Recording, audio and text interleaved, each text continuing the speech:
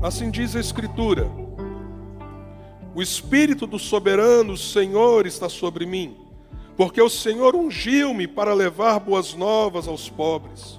Enviou-me para cuidar dos que estão com o coração quebrantado, anunciar liberdade aos cativos e libertação das trevas aos prisioneiros, para proclamar o ano da bondade do Senhor e o dia da vingança do nosso Deus, para consolar todos os que andam tristes, e para dar a todos os que choram em Sião uma bela coroa em vez de cinzas, o óleo da alegria em vez de pranto, e um manto de louvor em vez de espírito deprimido.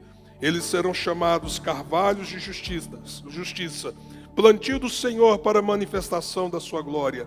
Eles reconstruirão as velhas ruínas e restaurarão os antigos escombros, renovarão as cidades arruinadas que têm sido devastadas de geração em geração.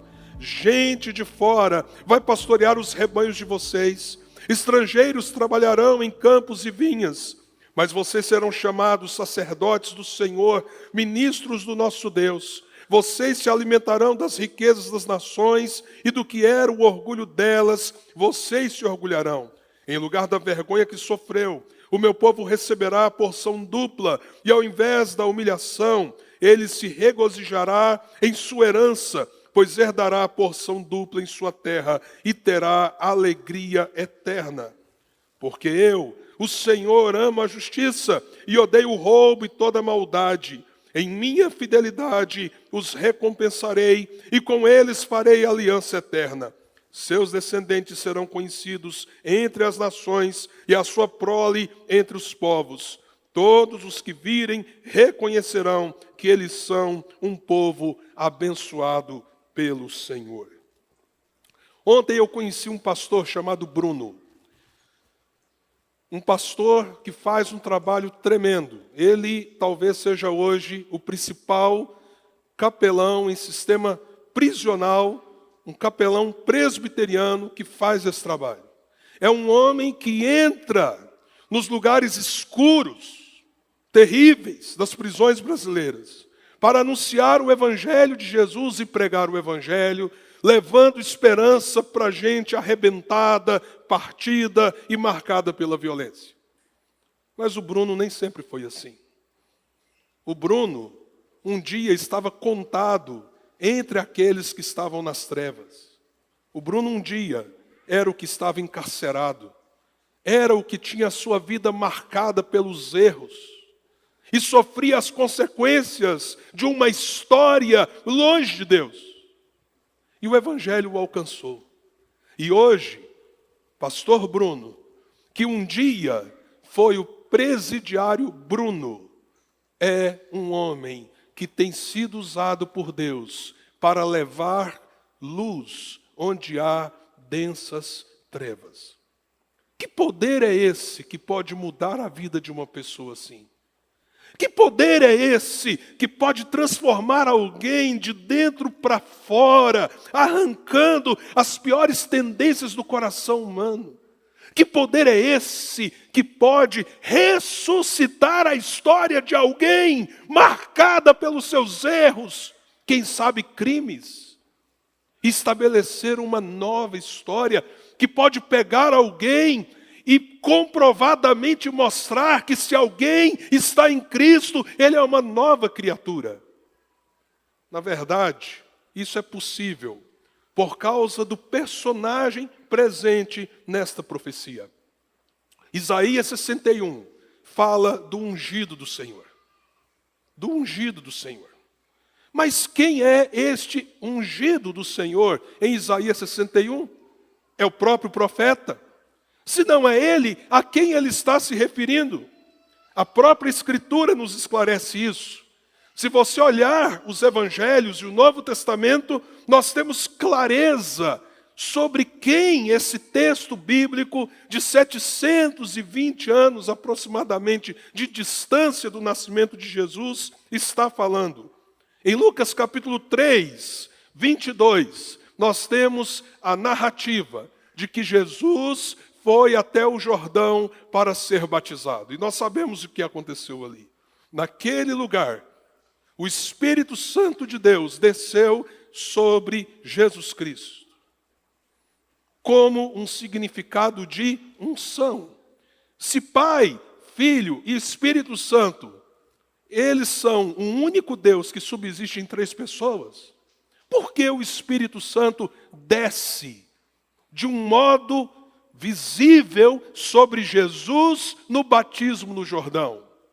Mas, por que há uma voz que fala dos céus e o Pai declara de um modo com que todos que estavam ali pudessem ouvir: este é o meu Filho amado, em quem tenho prazer? É porque apesar de Jesus ser a segunda pessoa da Trindade, ele vem como homem, ele se fez homem, ele se encarnou, e ele vem então cumprir toda a profecia do Velho Testamento. Ali, Jesus é ungido publicamente no Deus triuno para o ministério que ele estava começando. É necessário você observar que Jesus não começa o seu ministério antes do seu batismo. Não que ele precisasse de qualquer tipo de purificação. O próprio João Batista disse para ele: mas Senhor, sou eu que tenho que ser batizado pelo Senhor. E Jesus disse para ele: João, é necessário que se cumpra as Escrituras. E ali então, publicamente, ele é ungido e atestado como sendo o Filho de Deus que se fez carne, habitou entre nós, e agora o seu ministério iria começar logo após a tentação ali no deserto. Mas não para aí. Um pouco depois, em Lucas 4, ou seja, um capítulo apenas depois, Jesus vai então até a sinagoga da cidade onde ele havia sido criado, Nazaré. É lhe dada a oportunidade de abrir as Escrituras do Velho Testamento. E ele abre justamente em Isaías 61.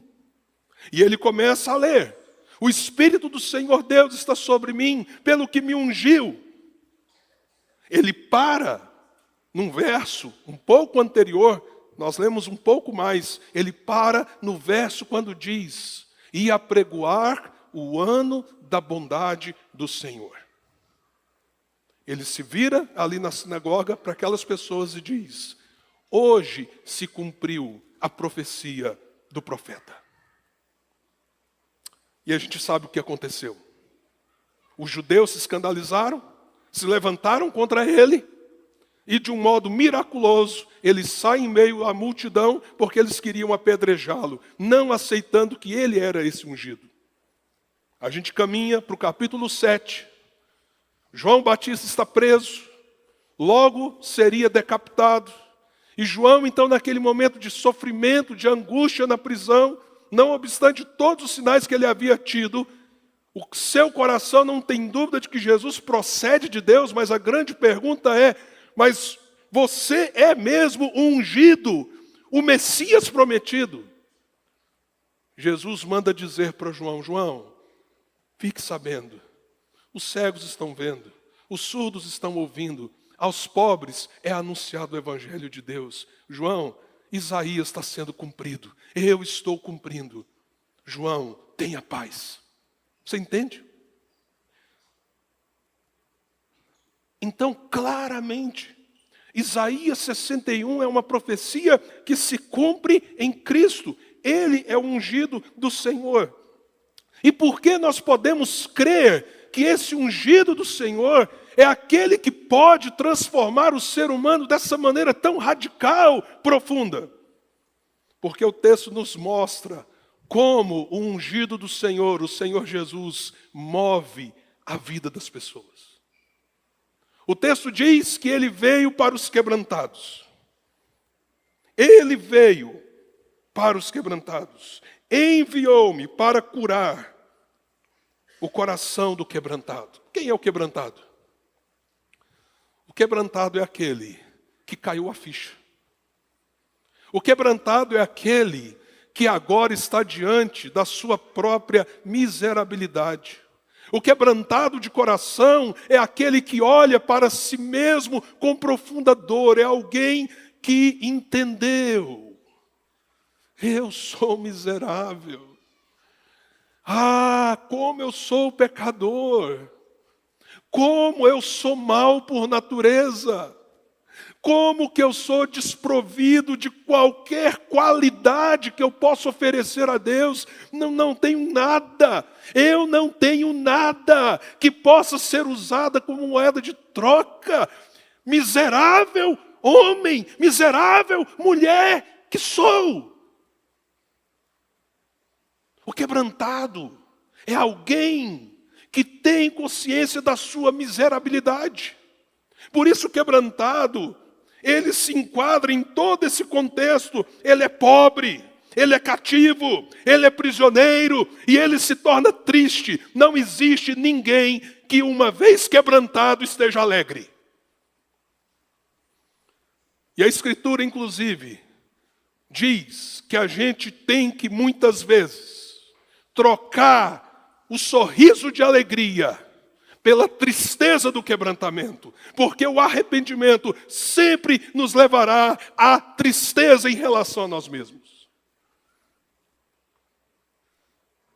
O ungido do Senhor é aquele que traz uma mudança, gera uma metamorfose, produz uma alquimia na alma humana, de modo que, de quebrantados, as pessoas passam a se tornar restaurados. É isso que Jesus faz. De quebrantados, as pessoas passam a estar restauradas pela glória e pela graça de Deus. E por que isso acontece?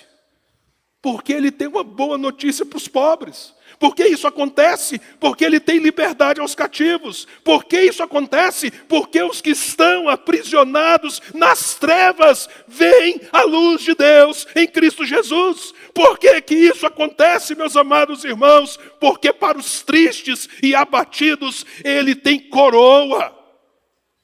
Ele tem óleo. Ele tem manto. Agora pensa comigo. Quando alguém emerge no quebrantamento, o que ele mais sente? Qual é o sinal mais visível do quebrantamento? Humilhação. É quando você olha para si mesmo e tem noção exata de quem você é diante de Deus.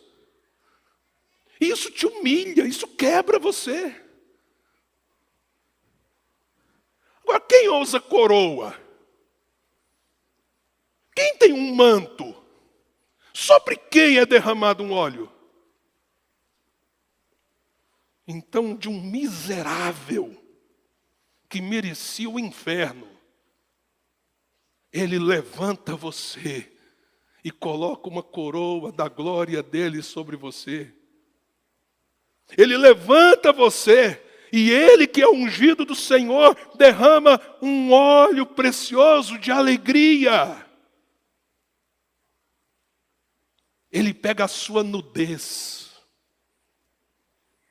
vexatória e cobre você, não apenas com qualquer vestimenta, um pano de saco. Ele lança sobre você um manto, o manto da sua justiça, o manto que faz com que o Pai olhe para você como alguém perdoado, restaurado. Você que não era povo, agora é povo. Você que não tinha alcançado misericórdia, agora você alcançou misericórdia. Você que era criatura condenada, agora é filho amado de Deus. É isso que o ungido do Senhor faz. Ele move a gente, porque quando há quebrantamento, nós somos restaurados. Mas não apenas isso. Esse não é o único movimento. Ele também nos transforma de restaurados, preste atenção nisso, em reconstrutores. Você não é apenas restaurado por Deus. Você se torna alguém que agora faz parte do plano de reconstrução que Deus está agindo na história. Olha o que o texto diz. Que esses pobres, cativos, prisioneiros, tristes, que agora se tornaram quebrantados e no seu quebrantamento foram visitados pela graça. Quem eles são agora? Eles são carvalhos de justiça. E eles são este símbolo de firmeza para a glória do Senhor. Para que Deus seja glorificado. E por terem se tornado quem agora são, diz o texto, que coisa tremenda. Eles reconstruirão as velhas ruínas e restaurarão os antigos escombros. Lembra do pastor Bruno que eu citei?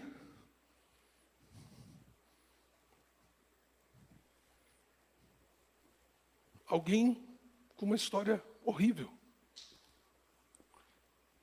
Mas que no seu quebrantamento teve um encontro com o ungido do Senhor. O que aquele homem está fazendo? O que aquele homem está fazendo, irmãos?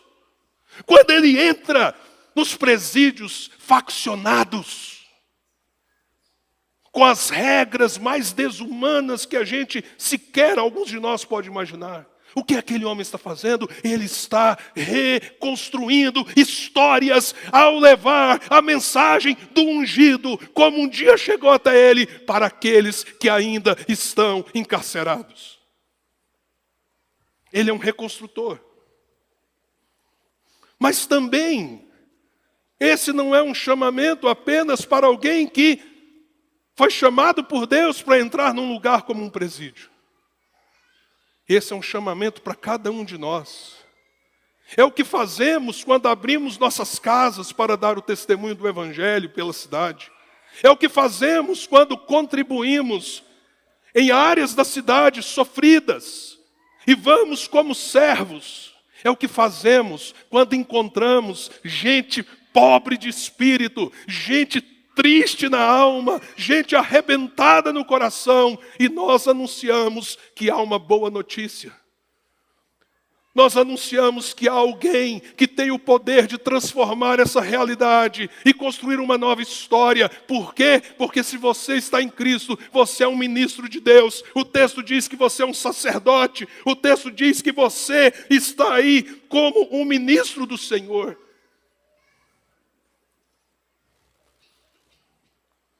Então, ou você é alguém que precisa urgentemente do ungido do Senhor, porque no fundo do seu coração e da sua alma, você sabe que você pode ter o dinheiro que for, mas você é pobre, vazio. E você tem consciência também do que é o seu coração longe de Deus, e você não tem o que apresentar a Deus. Talvez seja você essa pessoa. E nesta manhã, o que está sendo dito a você é que só uma pessoa, que não é uma pessoa qualquer, é o ungido do Senhor, é o Filho de Deus, que morreu na cruz e ressuscitou, que pode invadir a sua alma, o seu coração e transformar a sua história. Mas se você é alguém que um dia se quebrantou e sendo quebrantado foi tomado pela boa notícia e recebeu essa coroa de glória de ser um filho de Deus, você agora é um reconstrutor. Você é um sacerdote do Deus Altíssimo, um ministro para o nosso Deus.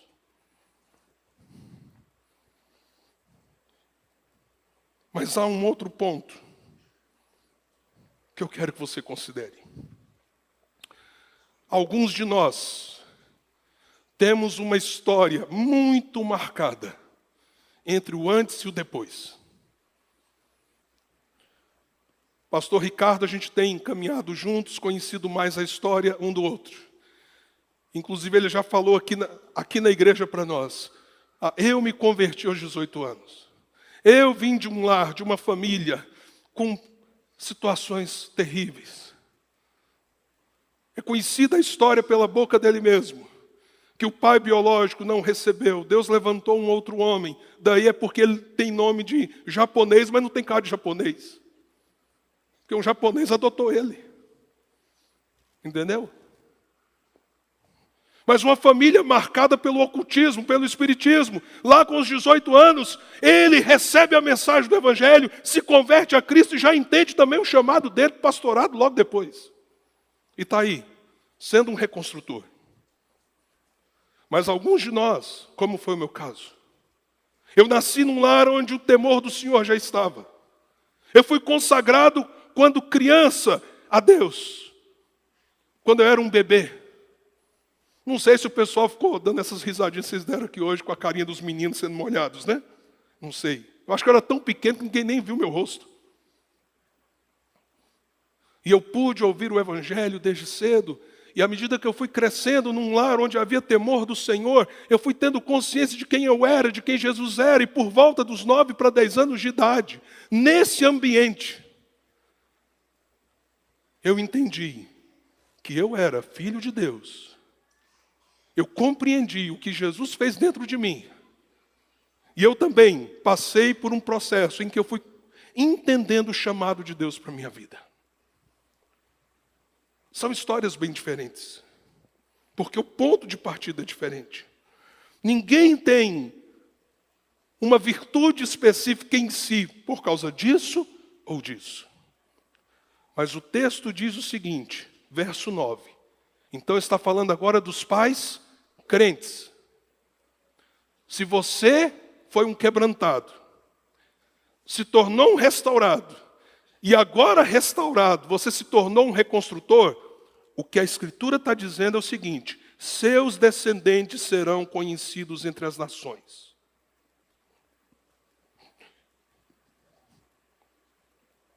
E a sua prole entre os povos. Todos os que virem reconhecerão que eles são um povo abençoado por Deus. Você entende então o que é? Nós, como famílias da aliança, você que se converteu talvez adolescente, jovem, adulto, Deus quebrantou você, Deus restaurou você, Deus tornou você um reconstrutor, e aí de repente Deus te deu filhos ou tem te dado até netos. O plano de Deus para gerações? Isso não é tremendo, irmãos? Talvez alguns dos nossos filhos, Deus haverá de preservar, que não passarão pelos lugares mais sombrios deste mundo, e serão reconstrutores. Talvez alguns dos nossos filhos passarão, mas se nós formos fiéis, nós podemos ter a esperança que a graça de Deus um dia brilhará e trará de novo eles para o caminho do Senhor. Não por causa de mim nem de você, mas por causa do ungido. Do ungido. Nesta manhã, em que nós fomos testemunhas de vidas que foram quebrantadas, restauradas e que agora se tornaram reconstrutoras dos lugares arruinados, como também de descendentes cujos nomes apontam para a glória de Deus. Que nós possamos ter consciência da grande obra que o Evangelho está fazendo hoje, agora, no mundo. E que se você está aqui, Deus ou está te usando, ou está te alcançando com esta mensagem de redenção. Curve a sua cabeça, vamos orar.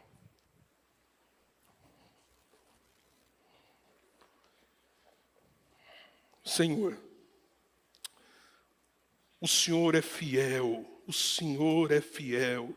O Senhor prometeu através de Isaías que o ungido do Senhor seria ungido pelo Espírito Santo e que ele iria pegar gente quebrada, gente pobre, gente cativa, gente arruinada. Transformaria essas pessoas em carvalhos de justiça plantados para a glória do Senhor. E que o Senhor haveria de pegar gente assim para reconstruir lugares cheios de escombros, lugares cheios de ruína. E o Senhor prometeu que os descendentes destes, alcançados pela Tua graça, transformados pela boa notícia, estes descendentes haveriam de abençoar a terra. Te louvamos, Senhor, porque nesta manhã nós temos os sinais visíveis desta obra que o Senhor está fazendo. Então desperta o nosso coração, para que nós possamos assumir o sacerdócio, o ministério que o Senhor tem dado a nós como teu povo. Mas também, Senhor, se tem alguém nesta manhã que está aqui, que olha para si mesmo e vê, eu sou esse, eu sou essa, pobre, cativo, cercado de trevas. E nessa manhã eu me entristeço por estar vivendo assim, mas eu reconheço que Jesus Cristo, ungido do Pai, pode me transformar. Senhor, então derrama sobre essa pessoa a bênção da salvação nesta manhã. Para que também esta pessoa se torne um irmão, uma irmã em Cristo, que será um carvalho de justiça e uma fonte de reconstrução. Desperta cada um de nós para o nosso chamado e usa-nos, Senhor, poderosamente. É a minha oração em nome de Jesus. Amém.